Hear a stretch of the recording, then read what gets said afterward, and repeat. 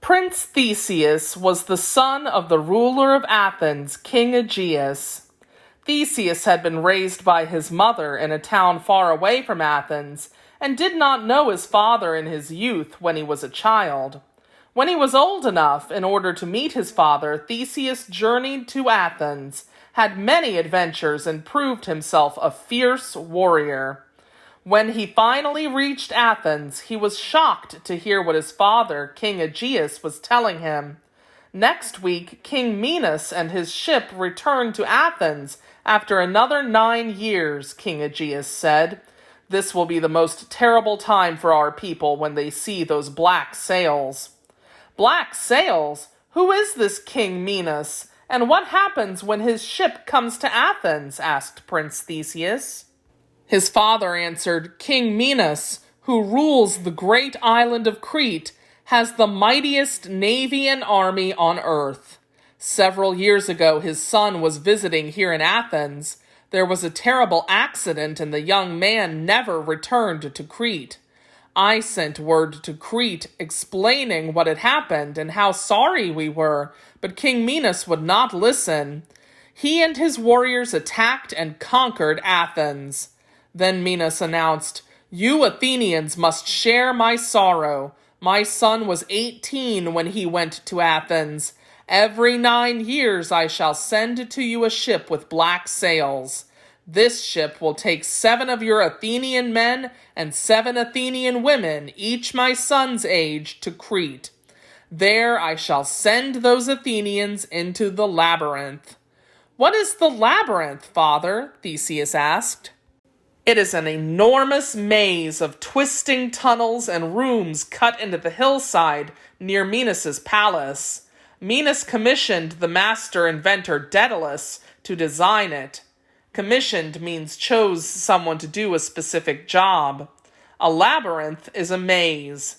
Once inside, a person becomes hopelessly lost. Worse yet, living in that maze is the Minotaur, a monster that is half bull and half man. The Minotaur knows every inch of the maze and hunts down whomever enters there. Many times King Minos has sent his black-sailed ship to carry away 7 of our young men and women, and none of them ever gets out of the labyrinth. And now next week the black-sailed ship will return. Theseus said, Father, you know my skills as a warrior. I am 18 years old. I will take the place of one of these youths and stop the Minotaur before it can strike again. No, my son, I will not let you risk your life, King Aegeus replied. Father, how can I let this continue when I know I can stop it? I am the person with the best chance against the beast. Finally, Theseus convinced or persuaded his father and told him that if he was successful, he and the other Athenians would return on King Minos' ship with white sails. A week later, the prince and the other Athenians boarded King Minos' ship. When they reached the island of Crete, guards led them to King Minos' throne room in the palace. There, Minos sneered or made a face showing dislike. It is fitting that the son of the king of Athens should not return to his home, as my son did not return to his. Theseus answered, It is more fitting that the son of the king of Athens should end this horrid business once and for all.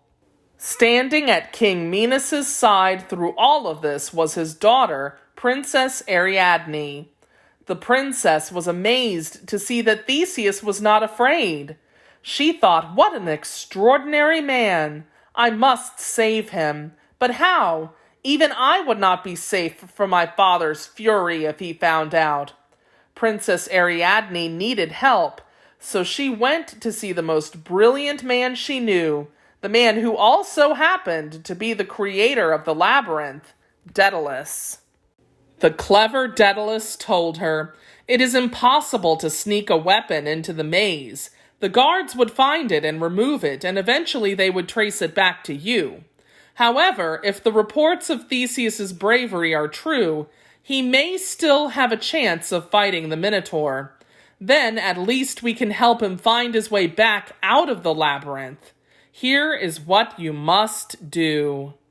That night, Princess Ariadne went to Theseus's room in her father's palace. She told the young hero, "Wind this ball of string around yourself beneath your clothes, so the guards will not see it. After you enter the labyrinth, tie one end of the thread to the handle of the gate, and unwind the rest as you go through the maze. If you defeat the Minotaur, rewind the thread, and it will lead you back by the same route to the gate. And if you succeed, you must take me with you to Athens, for if my father finds out that I have helped you—" "Of course we will take you," Theseus said. "Thank you, Princess."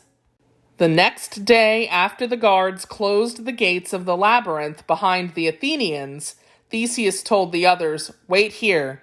I go to seek the Minotaur. If I fail, you're no worse off. If I succeed, we will all be able to return safely to Athens." Tying the thread to the door handle, unraveling it with each step, Theseus set off into the labyrinth. The word unraveling means undoing or unwinding. Within 5 minutes he was hopelessly lost. Still, he went on, though he knew that the half-man, half-bull might be waiting around the next bend for him or sneaking up from behind, ready to eat him. Finally, Theseus found himself at the entrance to the great central room of the labyrinth. Resting on the stone floor at the far end was the Minotaur. It had the huge, muscled body of a man, but instead of a man's head, there was the head of a bull with long, sharp horns. Theseus broke off the golden thread and stepped forward. The Minotaur rose to its feet to face him. Then the Minotaur charged. Theseus waited as the huge beast rushed toward him. At the last moment, the young prince stepped to one side and vaulted over the monster's back. The word vaulted means jumped over, using the hands to push off. Confused at not having caught him on its horns, the Minotaur turned back and charged again. Again, Theseus avoided its horns, leaping to the other side this time. Over and over, Theseus escaped the deadly horns. Each time, Theseus was moving closer to the wall of the room. Finally, as Theseus leaped aside once more, the Minotaur, unable to stop, ran with an explosive shock into the wall. Staggering, it fell to its knees. Theseus leaped upon its back and seized the great horns. He wrestled the Minotaur to the ground and eventually defeated him. Hours later, the other Athenians saw their prince emerging wearily and triumphantly from the stone tunnels. Untying the thread that had led him back, he said quietly, "Let's go home." Opening the gate, which was never locked for no one had ever returned, the Athenians stole out or snuck out quietly. The day had passed, and the city was now shadowed with night. They moved down to the harbor and found Princess Ariadne waiting for them in the shadows by the docks. Then they all set sail for Athens, bearing the glad news. Thanks to Theseus, the danger from the Minotaur was finally over. Theseus, however, had forgotten to change the sails from black to white. When his father, King Aegeus, saw the black sails from his perch on a cliff, he fainted and fell forward into the sea. To this day, the sea King Aegeus fell into is called the Aegean Sea.